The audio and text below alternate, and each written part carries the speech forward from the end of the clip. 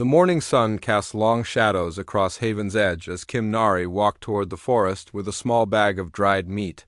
The other colonists watched her from their windows and shook their heads. "There she goes again," they whispered.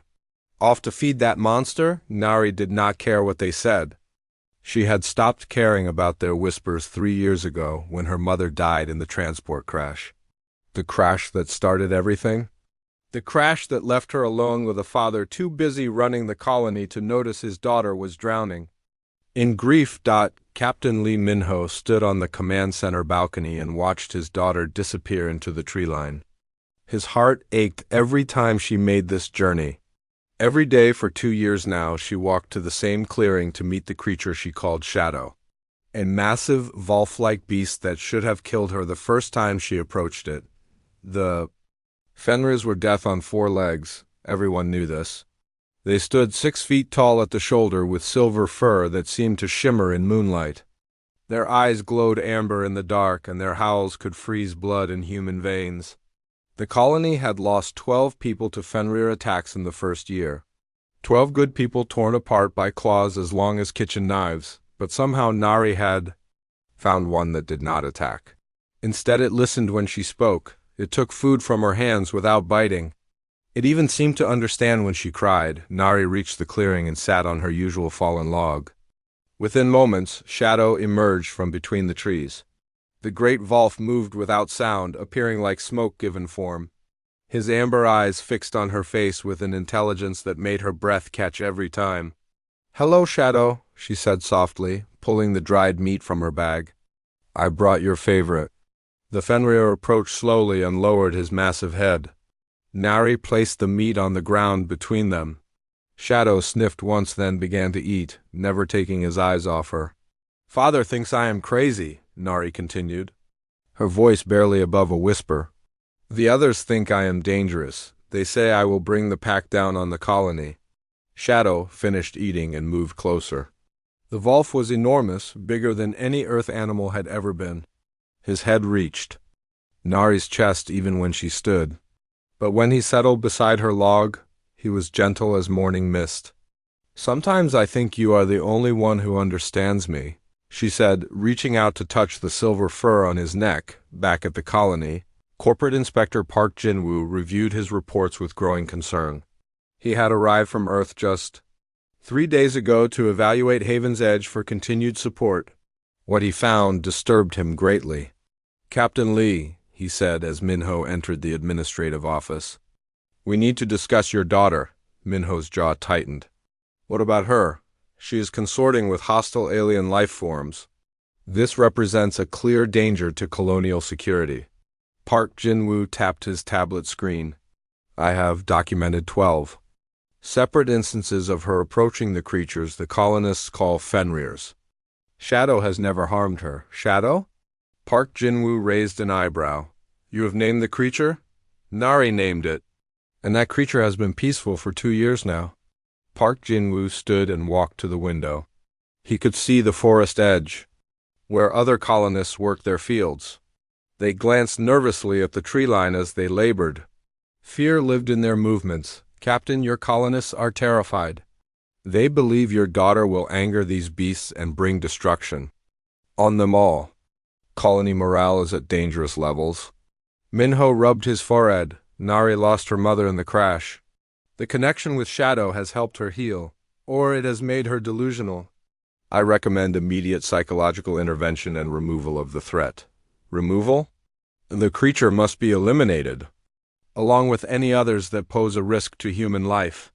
In the clearing, Nari sensed something wrong. Shadow had gone very still, his ears turned toward the colony. A low growl rumbled in his chest. "What is it, boy?" she asked. The Volf turned his great head to look at her. For a moment, Nari felt something pass between them. Not words exactly, but understanding, warning, danger approached, not just for Shadow, but for all his kind. "They want to hurt you, don't they?" she whispered. Shadow moved closer and pressed his massive head against her shoulder. The gesture was so gentle, so full of trust, that tears began to fall down Nari's cheeks. "I won't let them," she promised. "I won't let anyone hurt you." The Volf pulled back and looked into her eyes. What Nari saw there made her gasp.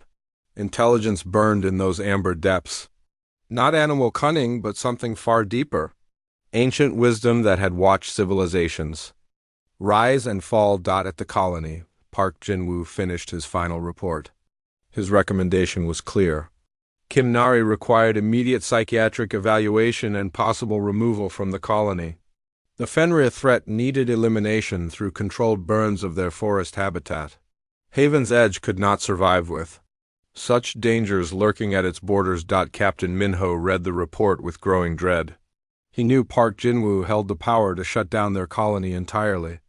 Earth needed successful colonies, not problem settlements that coddled dangerous animals, but Minho also knew his daughter. He had seen the change in her over the past 2 years. The terrible grief that nearly destroyed her had slowly healed. She smiled again sometimes. She ate regular meals.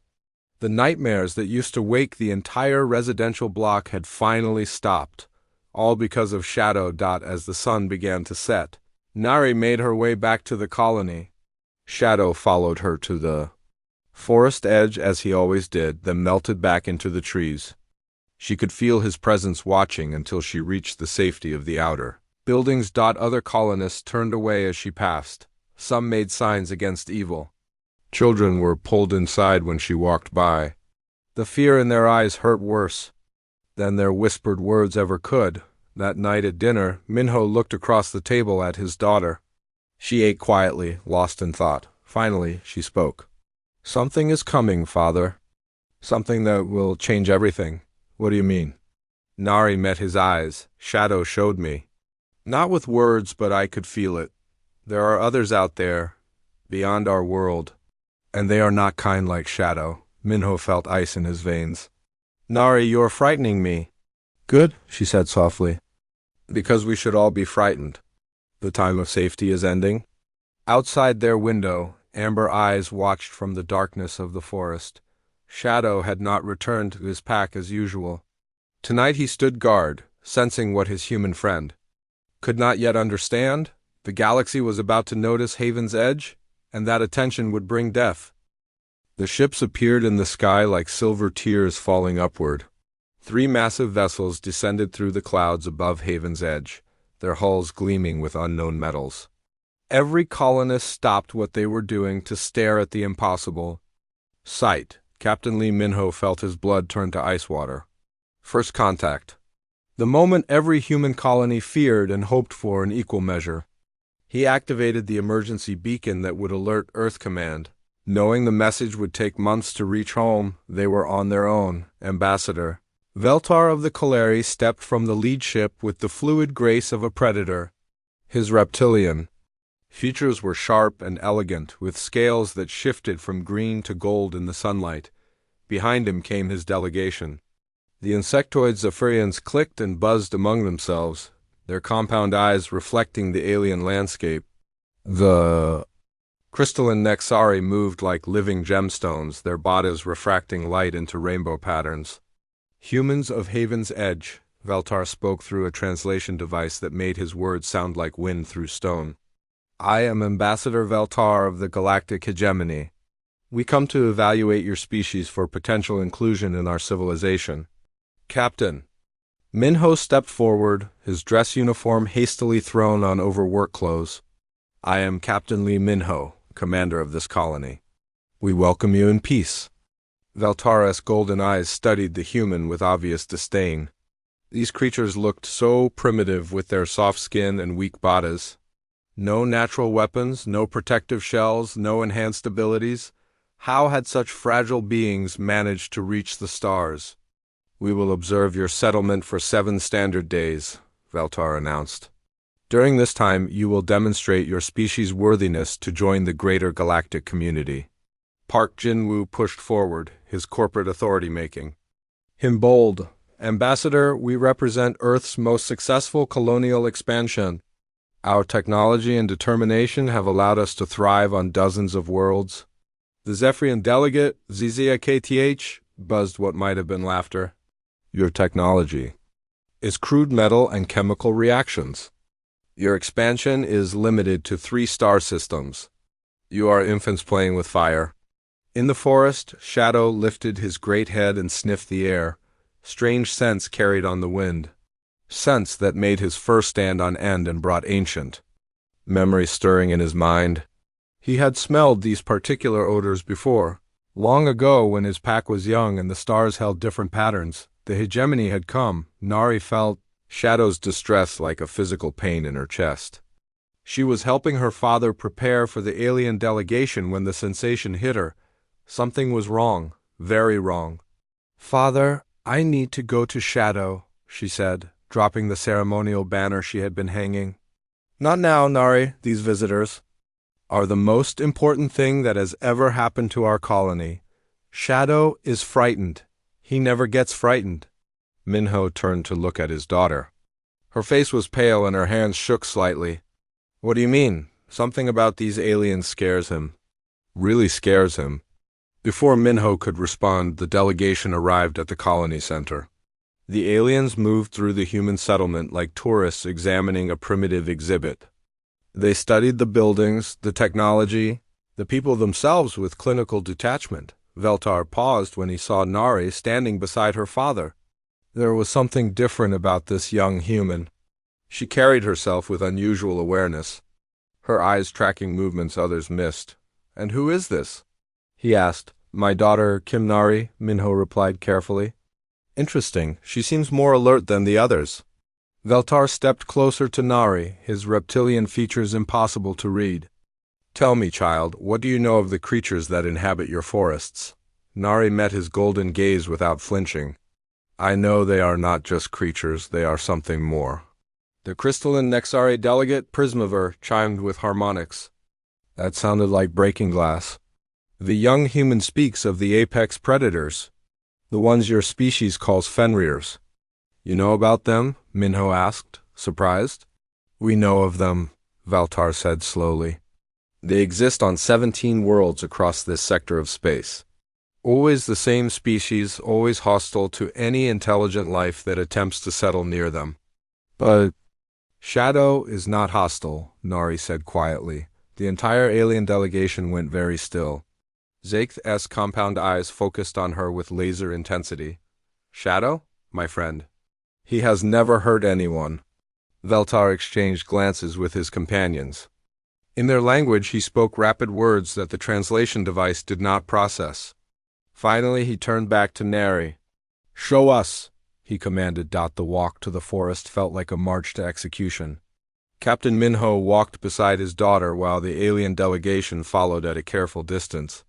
Park Jinwoo brought up the rear, muttering about security protocols and proper procedures. Other colonists watched from windows and doorways as the strange procession made its way toward the tree line. Some made prayers to whatever gods they still believed in. Others simply held their children close and waited for disaster. At the forest edge, Nari called out in her soft voice, "Shadow, please come. I need you to meet some people." Nothing happened. For long moments, the aliens began to mutter among themselves. Park Jinwoo started to say something about wild animal behavior. Then the trees parted like a curtain and Shadow emerged, even prepared for it. The sight of the massive Fenrir took Veltar's breath away. The creature was magnificent and terrifying in equal measure. Silver fur rippled over muscles that could tear through starship hull plating. Amber eyes held intelligence that made the ambassador's scales prickle with instinctive fear. But most shocking of all was what happened next. Shadow walked directly to Nari and pressed his great head against her shoulder in obvious affection. The girl wrapped her arms around his neck and whispered words of comfort. The bond between them was unmistakable. "Impossible," breathed Prismver, his crystalline body flashing with agitation. "Fenrirs do not bond. They do not show affection. They kill everything that approaches them. We have tried for centuries to establish communication with their species," Zakth buzzed. "They destroyed every research station we built, killed every scientist we sent." Veltar stared at the girl, and the Volf with growing fascination. "How long has this relationship existed?" 2 years, Minho answered, his voice tight with worry. 2 years of daily contact with an apex predator that has killed thousands of our best warriors. Veltar moved closer, ignoring the low growl that rumbled in Shadow's chest. How is this possible? Nari looked up at the reptilian ambassador. I talked to him. He listens, and that is all. That is not all, Veltar said softly. You have achieved something that the combined scientific resources of 12 different species could not accomplish. You have made contact with the Fenrirs. Shadows. Growl grew louder as the alien came closer. His amber eyes never left Veltar's face, tracking every movement with predatory focus. He does not like you, Nari observed. No, I imagine he does not. His species has good reason to distrust the hegemony. Veltar smiled, showing rows of sharp teeth. But that makes your bond even more remarkable. You have tamed the untamable. I did not tame him. We are friends. Veltar studied the pair for several more minutes, his mind racing with possibilities. A human who could control Fenrirs would be invaluable to the hegemony. These creatures were living weapons, biological killing machines that no technology could match if they could be turned into soldiers. We will speak more of this tomorrow, he announced. This demonstration has been most illuminating. As the delegation departed, Shadow remained pressed against Nari's side. She could feel tension radiating from his powerful frame. The Volf knew something she did not, something that filled him with dread. What is it, Shadow? She whispered. What do they want?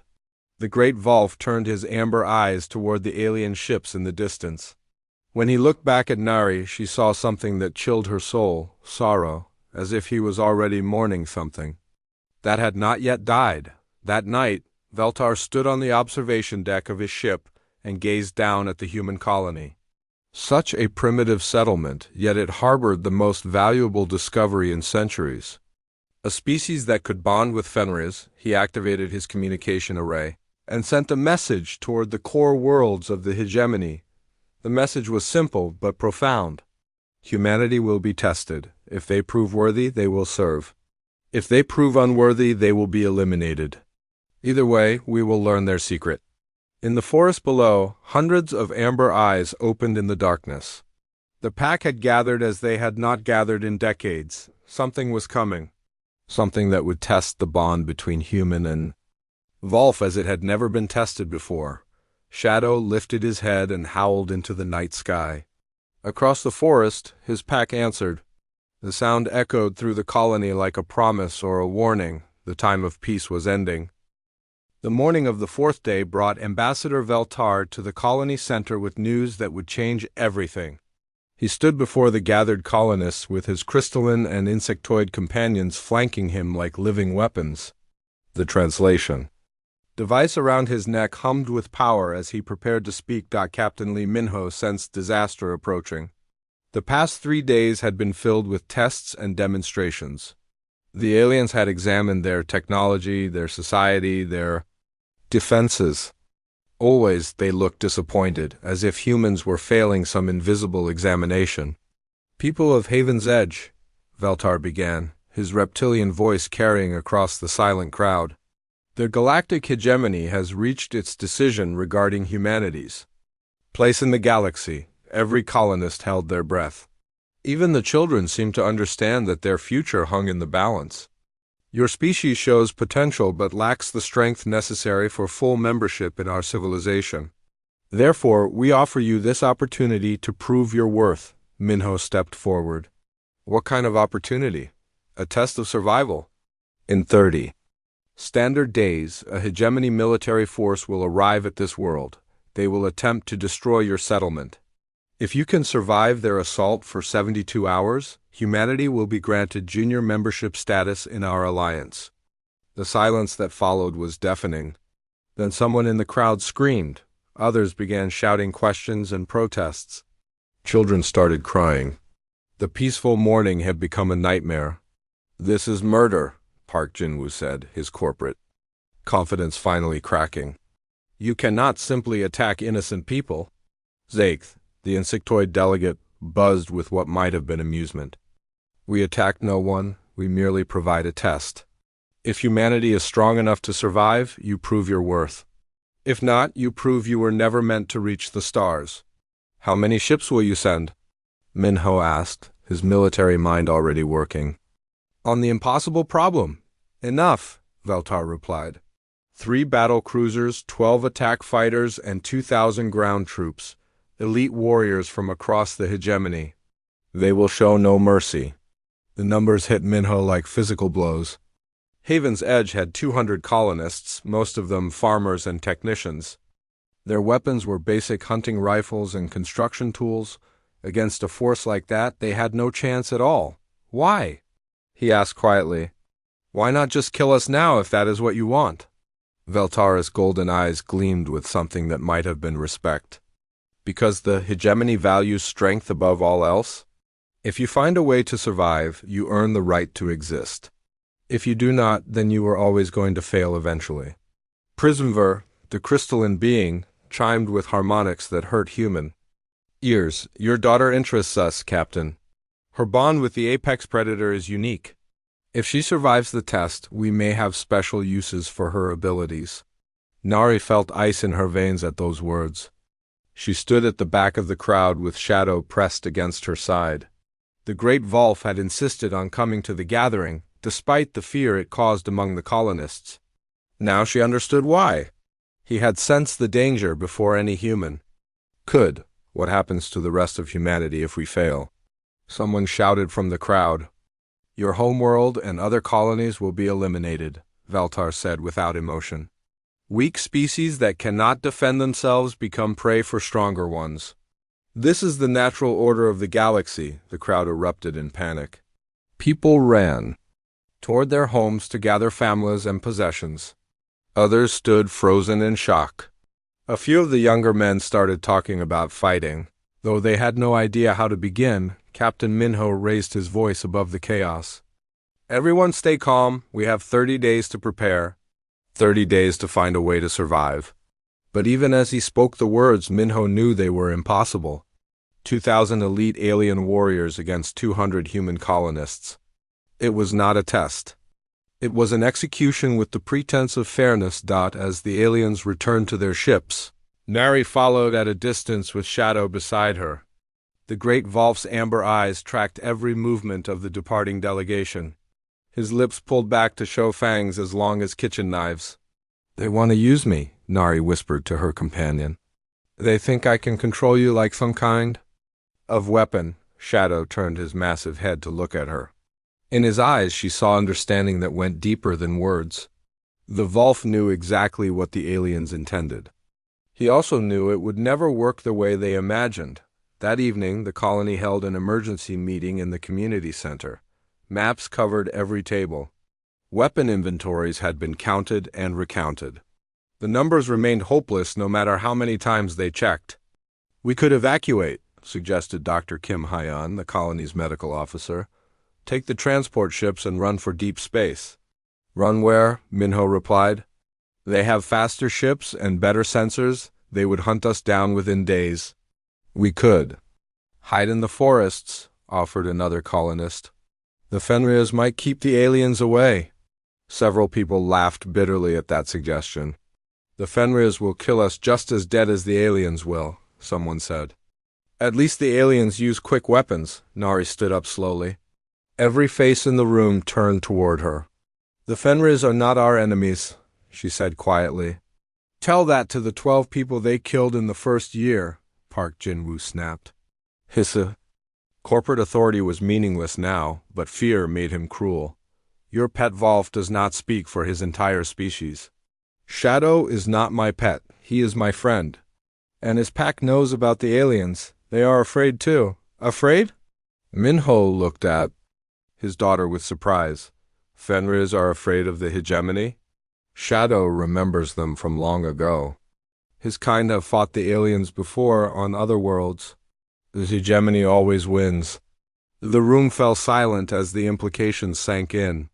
If creatures as powerful as Fenris could not stand against the hegemony, what hope did humans have? Then we are all dead, someone whispered. Nari shook her head. Not all of us. Shadow's pack has been talking, planning. They know something is coming. Talking? Dr. Kim Hyan leaned forward. Nari, the Fenriers do not have language as we understand it. They have something better. They share thoughts and feelings.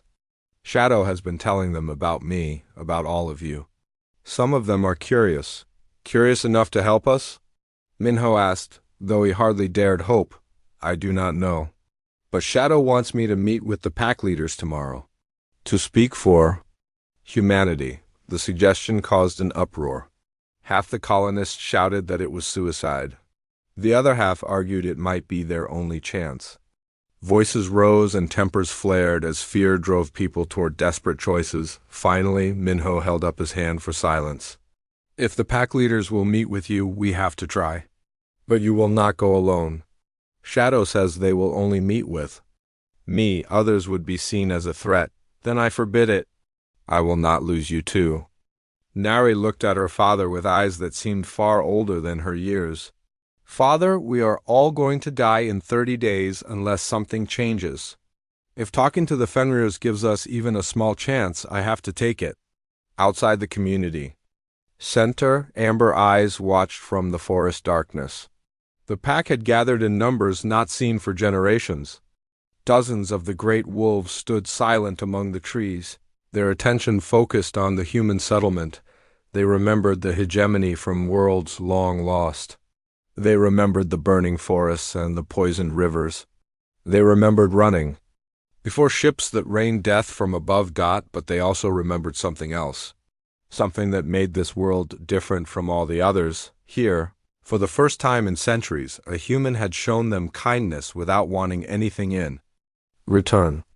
A young female who brought food and friendship instead of traps and weapons. The pack leaders had made their decision. Tomorrow they would meet with the human girl. Tomorrow they would decide if this small colony was worth fighting for. In his ship above, Ambassador Veltar watched the human settlement through powerful sensors. He could see the panic spreading through the population like wildfire. Good. Fear would make them desperate. Desperate enough to try anything, including unleashing the Fenriers? Against his forces, Veltar smiled his reptilian smile. He had fought Fenriers before, on 6 different worlds. They were dangerous, yes, but not invincible. Plasma weapons could burn through their fur. Orbital bombardment could destroy their forest homes. In the end, they were just very large predators. What the humans did not know was that this test had only one acceptable outcome. Whether they survived or died, the hegemony would claim this world and its secrets. The girl who could bond with Fenriers would become their property, willing or not. The only question was how much of the colony would remain alive to witness her capture. As the night deepened, Shadow pressed closer to Nari's side. Tomorrow would bring the greatest challenge of their friendship. Tomorrow she would have to convince an entire pack of apex predators to trust humanity. Tomorrow would decide if Haven's Edge had any future at all. The 30 days passed like a fever dream. Haven's Edge transformed from a peaceful farming colony into something resembling a military fortress. Captain Lee Minho worked his people 18 hours a day building defenses that they all knew would not be enough. Trenches scarred the earth around the settlement. Barricades made from farming equipment and transport containers formed rough walls. Every hunting rifle in the colony had been gathered into a central armory. The colonists practiced with weapons most had never held before, but the numbers remained unchanged. 200 humans against 2,000 alien warriors. No amount of preparation could bridge that gap. Nari had kept her promise to meet with the Fenrir pack leaders. The encounter 3 weeks ago still haunted her dreams. Deep in the forest, surrounded by dozens of the great wolves, she had pleaded humanity's case. The pack leaders listened with ancient eyes that held memories of countless battles. Their answer had been silence. Not yes, not no. Just watchful waiting. Now, as the hegemony ships appeared in the morning sky like falling stars, that silence felt like a death sentence. Battle stations, Captain Minho announced over the colony's communication system.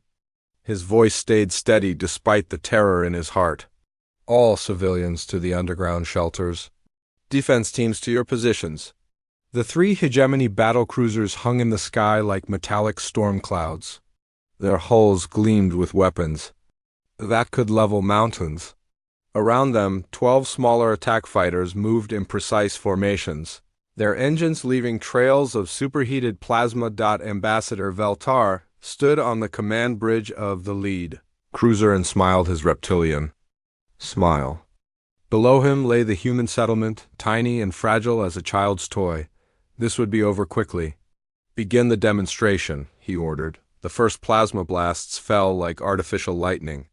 The outer defensive wall that had taken colonists 2 weeks to build vanished in seconds, turned to molten slag by weapons that channeled the power of stars. The ground shook with impacts that sent humans sprawling. "Return fire," Minho shouted into his communicator. Though he knew it was useless, the colonists' projectile weapons sent bullets toward the alien ships high above. The rounds fell back to Earth without reaching even half the distance to their targets. It was like throwing stones at gods. Kel, Ori shock troopers materialized on the colony's perimeter in flashes of blue light. Their energy shields sparkled as human bullets bounced off harmlessly. Advanced armor covered their reptilian forms from head to tail, plasma rifles charged with deadly power. "First perimeter is down," reported Sergeant Park Taiho, one of the few colonists with actual military experience. "They are advancing on the residential sector." The attack was perfectly coordinated. While ground forces pushed inward from all directions, the fighter craft strafed anything that moved. Explosions bloomed like deadly flowers across Haven's Edge. Buildings that had stood for 5 years collapsed in minutes. In the underground command bunker, Minho watched his colony die through security cameras that winked out one by one. His defensive plan had lasted exactly 17 minutes. "Sir," Park Taiho's voice crackled through static, "we are falling back to secondary positions. Casualties are mounting." "How many?" 23 dead, 41 wounded. "We cannot hold them much longer." Minho closed his eyes and tried to think. They had prepared for a siege that would last 3 days. Instead, they were being overrun in the first hour. Above them, Zephyrian flyers buzzed through the smoke and flame on gossamer wings. Their compound eyes tracked human movements with predatory precision. Where they saw groups of defenders, plasma fire followed seconds later. "Father," Nari's voice cut through the chaos. She stood in the bunker doorway with Shadow beside her. The great Volf's amber eyes reflected the glow of burning buildings. "You should be in the deep shelter with the other civilians," Minho said. "Shadow wants me to come with him." "Into the forest? Absolutely not. It is too dangerous." "More dangerous than staying here?" Neri gestured toward the screens showing alien soldiers advancing through the colony streets. "They are killing everyone, Father. In 10 minutes they will reach this bunker." Shadow moved closer and pressed his massive head against Nari's shoulder. The gesture was gentle, but his eyes remained fixed on the screens. Intelligence burned in those amber depths.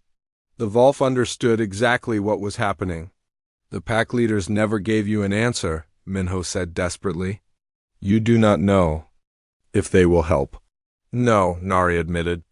"But Shadow believes they are waiting for something. A sign that humans are worth saving." Outside, plasma bolts melted through the bunker's outer door.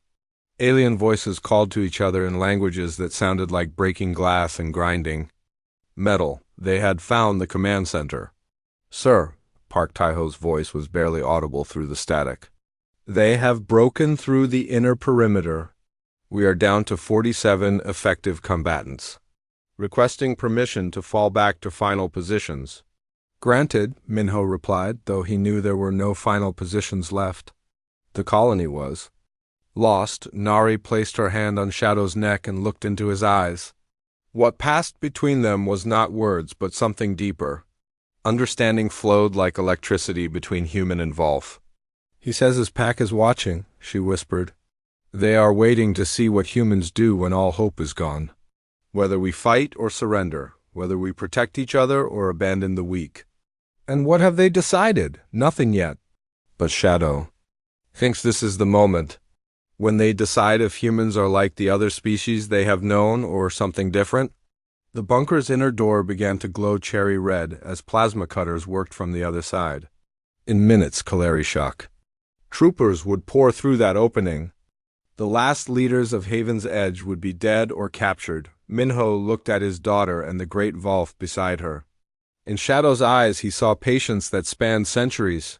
The Fenris were not cruel like the aliens. They were simply careful. They had seen too many species rise and fall to trust easily. "Go," he said finally. "Take Shadow and go into the forest. If the pack will not help us, at least you might survive. Come with me, father. I cannot abandon my people." A captain goes down with his ship. Nari threw her arms around her father's neck. "I love you too. Now go before it is too late." Shadow led Nari through a maintenance tunnel that opened into the forest behind the colony. As they emerged into the green darkness between the trees, explosions lit the sky behind them.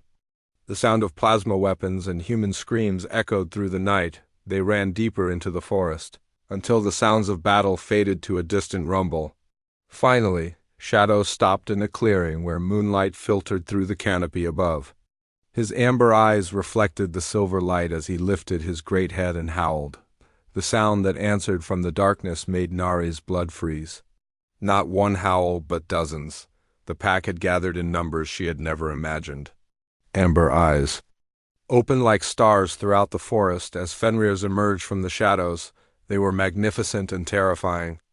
Males that stood taller than Shadow, their silver fur marked with scars from ancient battles. Females with eyes that held the wisdom of ages. Young wolves whose energy crackled like contained lightning. The pack leader stepped forward. She was ancient beyond measure, her silver fur touched with white around the muzzle. When she looked at Neri, it felt like being examined by time itself. The old Volf moved closer until she stood, directly in front of the human girl, for long moments. They stared into each other's eyes. Then slowly, the pack leader lowered her massive head and touched Nari's hand with her nose. The gesture sent shockwaves through the assembled pack. Ears pricked forward. Bodies went rigid with attention. Something had just happened that had not happened in living memory. The pack leader had accepted a human as family. Shadow stepped to Nari's other side and added his howl to his elder's call. Throughout the forest, the pack answered. The sound rose toward the stars like a promise of vengeance. In Haven's Edge, Ambassador Veltar paused in his inspection of the captured command bunker. That sound from the forest made his reptilian blood run cold. He had heard Fenrir howls before on 6 different worlds, but never like this, never with such coordinated purpose. "Sir," his communications officer reported, "our ground forces are requesting immediate extraction. Something is moving. In the forest, multiple contacts approaching fast." Veltar smiled grimly. The girl had finally played her hand. Now he would see if human-trained Fenrirs were any different from wild ones. In the forest, Nari placed one hand on Shadow's head and the other on the pack leader's ancient muzzle. When she spoke, her words seemed to carry power that made the very trees lean closer to listen. "They hurt my father. They hurt my people. Will you help me stop them?" The pack leader's eyes blazed with inner fire. When she spoke, it was not with words, but with images that flooded Nari's mind. Memories of burning worlds and poisoned seas. Of alien ships raining death from above. Fenrirs died trying to protect their homes, but also memories of hope. Of a human child who brought food without asking for anything in return. Of kindness offered freely to creatures that others feared. The pack had made their choice. The first sign that something had changed came when Kaleri Sergeant Thakver lost contact with his forward patrol. One moment, his soldiers were advancing through the human residential district. The next moment, their communication signals went dead, complete silence where there should have been voices. "Command, this is Ground Team 7, Thakver spoke into his communicator. "I have lost contact with forward units. Requesting immediate support." Ambassador Veltar's voice crackled. Back through static. "What is their last known position?" "Grid reference 47 Alpha, near the forest edge." "Sir, something is wrong. My men do not simply vanish." From his command ship, Veltar studied the tactical displays. Green dots representing his forces moved steadily through the human settlement. But at the forest boundary, several dots had indeed disappeared.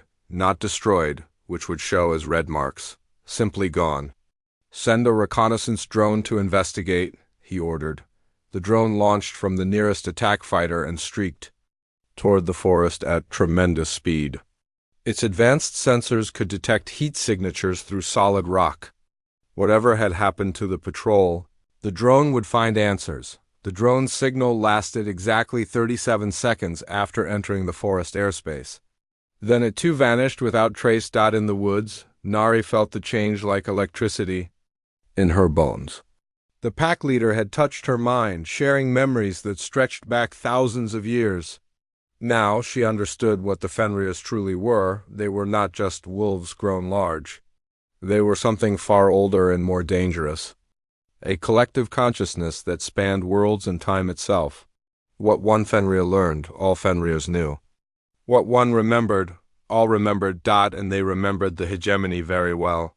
"Shadow," she whispered, her hand still resting on the great Volf's head. "Show them what the aliens did to my father. Show them everything." Shadow's amber eyes blazed with inner light. The connection between human and Volf had grown stronger during their weeks together. Now it became a bridge that let Nari share her memories with the entire pack. Images flowed like water through the collective consciousness. Captain Minho working 8-hour days to prepare defenses. Colonists practicing with weapons they barely understood. Children hiding in underground shelters while plasma fire turned their homes to ash. The pack absorbed these memories and made the same connection Nari had made weeks ago. These humans were different from other species the Fenrirs had encountered. When faced with impossible odds, they did not abandon their weak. They fought harder to protect them. The pack leader lifted her ancient head and released a howl that seemed to shake the very foundations of the world. Throughout the forest, her call was answered by hundreds of voices. The pack was awakening. Fully for the first time in centuries. Kel Sergeant Thakver felt the ground vibrate beneath his feet as that sound rolled across the battlefield. His reptilian scales prickled with instinctive fear. Something was coming through the forest? Something big? "All units, walk to defensive positions," he ordered. "Establish overlapping fields of fire and prepare for contact." His soldiers moved with practiced efficiency, their energy shields crackling to life, plasma rifles powered up with high-pitched whines. Whatever emerged from those trees would face the combined firepower of 50 elite warriors. The first Fenrir came through. The tree line like liquid silver. The creature moved impossibly fast, covering 30 meters in a single bound. Thakver barely had time to raise his weapon before the Volf was among his troops. Plasma bolts that should have burned through flesh passed through the Fenrir like it was made of mist. But when the creature's claws struck Kaleri armor, they cut through advanced alloys like paper. 3 soldiers died in as many seconds, their energy shields useless against an enemy that could choose when to be solid. "Contact! Contact!" Thakver screamed into his communicator.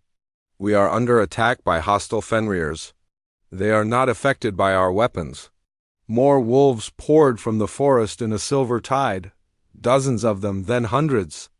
They moved with supernatural coordination, striking exactly where Kaleri defenses were weakest.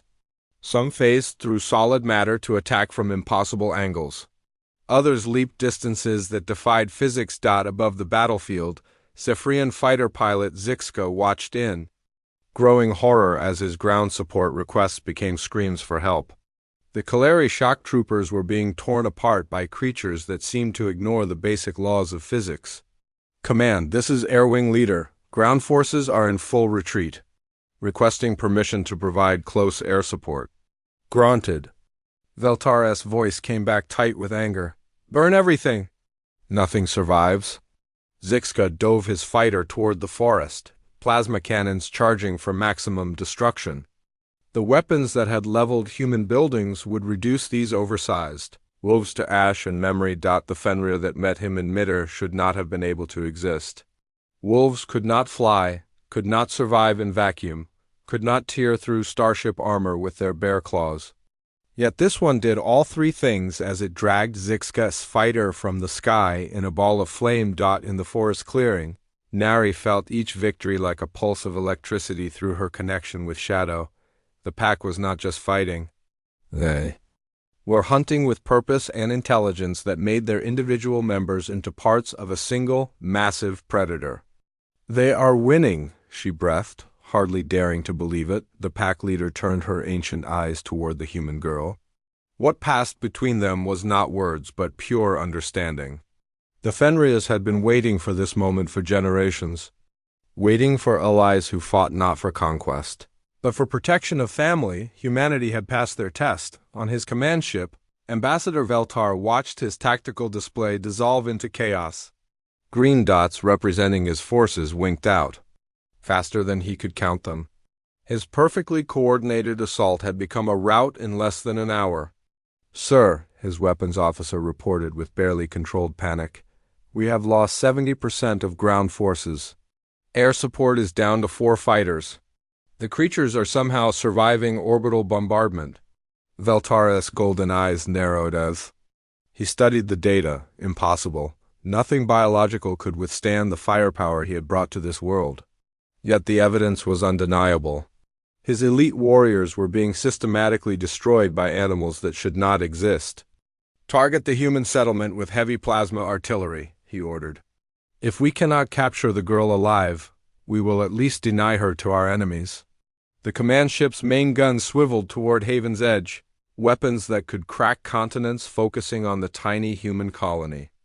But before they could fire, shadows began moving across the hull. Veltar felt his blood turn to ice as he watched Fenrirs somehow surviving in the vacuum of space, their claws beginning to tear through his ship's armor.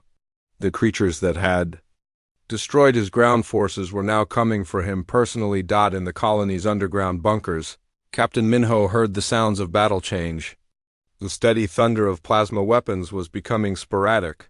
Human voices were calling out in wonder instead of fear. "Sir?" Park Taiho's voice crackled through the communicator, now filled with amazement instead of despair. "You need to see this. The aliens are retreating. Something is driving them back." Minho climbed to the surface through maintenance tunnels, emerging into a world transformed. Kaleri soldiers were running through the streets in full panic, their perfect formations shattered. Overhead, the few remaining fighter craft fled toward their mother ships, trailing smoke and flame, and everywhere, moving like silver ghosts through the settlement, were Fenrirs. The great wolves padded between the buildings with casual grace, their amber eyes tracking fleeing aliens with predatory satisfaction. One of them approached Minho directly. The Volf was enormous, even by Fenrir standards, with scars that spoke of ancient battles. When it looked at the human captain, Minho saw intelligence that made him catch his breath. The Fenrir inclined its massive head in what could only be described as a respectful nod. Then it turned and loped back toward the forest, leaving Minho to stare after it in wonder. Deep in the woods, Nari felt the moment when the last hegemony ship broke orbit and fled toward the stars. The connection with Shadow showed her everything. Alien warriors screaming in terror as creatures they thought they understood revealed their true nature. Ships built to conquer worlds torn apart by claws that could cut through reality itself. The pack leader approached and once again touched her nose to Nari's hand. This time, the images that flowed between them were different. Not memories of the past, but visions of the future. Ships from across the galaxy approaching Earth with messages of alliance instead of conquest. Humans and Fenrirs working together to protect worlds from those who would destroy them. A partnership that would change the balance of power among the stars forever. "They are not just helping us survive," Nari whispered to Shadow. "They are choosing us as family." Shadow pressed his great head against her shoulder in the gesture that had started everything. But now Nari understood what it truly meant. It was not submission or even friendship. It was recognition of kinship between species that valued the same things. Protection of the weak, loyalty to family, the willingness to fight impossible odds for those you love. In the distance, Ambassador Veltar's command ship limped toward the edge of the solar. 3 months after the hegemony's defeat, Haven's Edge looked like a completely different world. Where once there had been fearful glances toward the forest, Now children played at the tree line under the watchful eyes of silver guardians. Fenris had become as common a sight as the morning sunrise. Kim Nari stood on the colony's new observation platform, watching the construction crews work alongside their unlikely helpers. A massive Fenrir named Storm carried steel beams that would have required heavy machinery to move. His packmate River used her claws to cut precise holes in metal plates with surgical accuracy. The humans had stopped being afraid. The Fenriers had stopped hiding. Together, they were building something neither species could have achieved alone. "The Earth delegation will arrive tomorrow," Captain Lee Minho said as he joined his daughter on the platform. His voice carried a mixture of pride and worry. 3 months ago, we were a small farming colony. Now we are the most important human settlement in the galaxy. Nari nodded, her hand resting on Shadow's great head as he lay beside her. The bond between them had grown stronger with each passing day. Through Shadow, she could sense the vast network of Fenrir consciousness that spanned dozens of worlds. "The Hegemony Council is also sending representatives," she said quietly. "Not to attack this time, to negotiate. Are you ready for that?" Nari looked at her father with eyes that had aged years in just 3 months. "I do not think anyone can be ready for what is coming. The galaxy is about to change forever." On the bridge of the approaching Earth starship Unity, Admiral Sarah Chun reviewed the reports from Haven's Edge with growing amazement. The small colony that Earth Command had nearly forgotten now held the key to humanity's survival among the stars. "Ma'am," her communications officer reported, "we are receiving a priority transmission from Hegemony Space." "It is Ambassador Veltar." Chun's jaw tightened. The reptilian ambassador who had tried to destroy Haven's Edge now wanted to talk. "Put him through." Veltar's scarred face appeared on the main screen. His golden eyes held a wariness that had not been there before his encounter with the Fenriers. "Admiral Chun, I request permission to approach your colony world under a flag of truce. After what you did to those colonists?" Chun's voice was ice cold. "Give me one reason why I should not order you destroyed on sight." "Because the galaxy has bigger problems than our past conflicts," Veltar replied. "The Devourer fleet has begun moving again. They have already consumed the Outer Rim systems. If we do not work together, all of our species will be extinct within 5 years. Chun felt her blood run cold. Every spacefaring race knew the stories of the Devourer fleet, ancient machines that consumed entire star systems, leaving nothing behind but empty space and silence. They had been dormant for centuries, but if they were moving again, do propose? An alliance. Hegemony military might combined with human ingenuity and Fenrir abilities. It may be our only chance. Admiral Chun studied the alien's face through the screen. 3 months ago, she would have laughed at the suggestion. Now, with reports of Fenriers tearing through Hegemony warships like paper, she realized the balance of power had shifted completely. "I will need to speak with the colonial authorities," she said finally.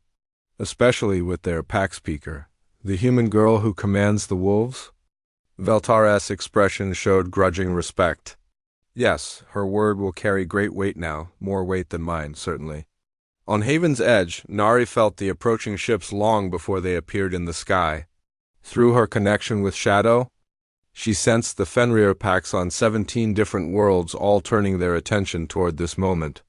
What happened here would determine the future of every species in the galaxy. The landing ceremonies took place in the colony's central square. Earth's delegation arrived in gleaming white shuttles, while the Hegemony representatives descended in their characteristic silver craft. Both groups eyed each other with barely concealed hostility, but all eyes eventually turned to the young human woman who walked between them with a massive Volf at her side. Admiral Chun had expected someone older, more experienced. Instead, she found herself facing a girl who could not be more than 20, with dark hair and eyes that seemed far too wise for her age. "I am Admiral Chun, representing Earth Command," she said formally. "I am Kim Nari," the girl replied simply. "I speak for the Fenrir packs and the colonists of Haven's Edge." Ambassador Veltar stepped forward, his reptilian grace somehow diminished in the presence of the great Volf. Pax Speaker, the Hegemony Council offers formal recognition of humanity as a sovereign species. We also request alliance against the common threat. What common threat? Admiral Chun demanded. Veltar activated a holographic display that showed the edge of known space. Red markers indicated systems that had gone dark. In recent months, the pattern was clear and terrifying. The Devourer fleet, he said quietly. Artificial intelligences created by a dead civilization millions of years ago. They consume worlds to fuel their expansion. Nothing has been able to stop them. Nari studied the display while Shadow growled low in his chest. Through their bond, she felt the Volf's recognition. The Fenris remembered the Devourers from ancient times. They had fled before that threat once, long ago. How long do we have? She asked. 2 years, maybe 3 before they reached the core systems, including Earth. Admiral Chun felt the weight of humanity's survival settling on her shoulders. What do you need from us? The Fenrirs, Veltar said, looking directly at Nari. They are the only force in the galaxy that can engage the Devourers on equal terms. But we need someone who can coordinate their efforts across multiple worlds. You need me to ask them to fight for species that have hunted them for centuries. Nari said quietly. I need you to ask them to fight for the continuation of life itself. Nari placed both hands on Shadow's head and closed her eyes. Through their connection, she reached out to the vast network of Fenrir consciousness. Pack leaders on distant worlds turned their attention toward her thoughts. What she shared with them was not words, but images and feelings. The terror of the Devourer fleet consuming everything in its path. The potential for cooperation between species that had been enemies. The hope that this time someone might find a way to stop the ancient threat. The response came not as a single voice, but as a chorus of hundreds of pack leaders across the galaxy. Unity of purpose that transcended. Individual worlds or territories. When Nari opened her eyes, they glowed briefly with reflected amber light. The packs have decided, she announced. They will fight. But not for the hegemony or for Earth. They fight for the continuation of life itself. Admiral Chun stepped forward. What do you need from humanity? Partnership, not command. The Fenris do not take orders. They work with allies. And from the hegemony? Veltar asked. Respect, recognition that the packs are not weapons to be aimed, but partners to be consulted. Veltar bowed his reptilian head in acknowledgement. It will be as you say, Pack Speaker. Over. The following weeks, Haven's Edge became the unofficial capital of a new galactic alliance. Ships from dozens of species arrived daily, their crews amazed to see humans and Fenrirs working side by side. Nari found herself at the center of it all, translating between human determination, alien technology, and Fenrir wisdom. The scared girl who had once fed scraps to a lonely Volf had become the bridge between civilizations. Shadow never left her side during the long planning sessions. Through him, she coordinated with Fenrir packs across 17 worlds. Battle. Strategies that would have taken military academies months to develop came together in days through the Wolves' collective consciousness. The first Devourer scouts have been detected in the Outer Rim, Admiral Chun reported during one evening briefing. We have maybe 18 months before the main fleet arrives. The packs are ready, Nari replied. They remember fighting these machines before, in the time of the ancients. They know their weaknesses. What weaknesses? Veltar leaned forward eagerly. Nari smiled, and for a moment she looked like the young woman she still was. The Devourers think like machines. Logical, predictable, efficient. They cannot understand cooperation between different species. They especially cannot understand love. Love? Admiral Chun looked confused. The reason humans bonded with Fenrirs when no other species could. The reason the packs chose to fight for strangers instead of fleeing to safety. Love makes us unpredictable. It makes us fight harder than logic says we should. Shadow lifted his great head and looked directly at the assembled military leaders. In his amber eyes they saw intelligence that spanned millennia. When he spoke, it was not with words but with images that filled their minds. They saw the coming battle. Ships and wolves fighting side by side against machines that devoured stars. They saw sacrifice and loss, but also victory. They saw a galaxy, where different species stood together instead of apart. Most importantly, they saw hope. 6 months later, when the first Devourer fleet entered inhabited space, they met something they had never encountered before. Not just ships with weapons, but a coordination between organic minds that transcended individual species. Fenrir's phased through Devourer hulls to tear apart their internal systems. Human engineers found ways to disrupt the machine's quantum processors. Hegemony weapons provided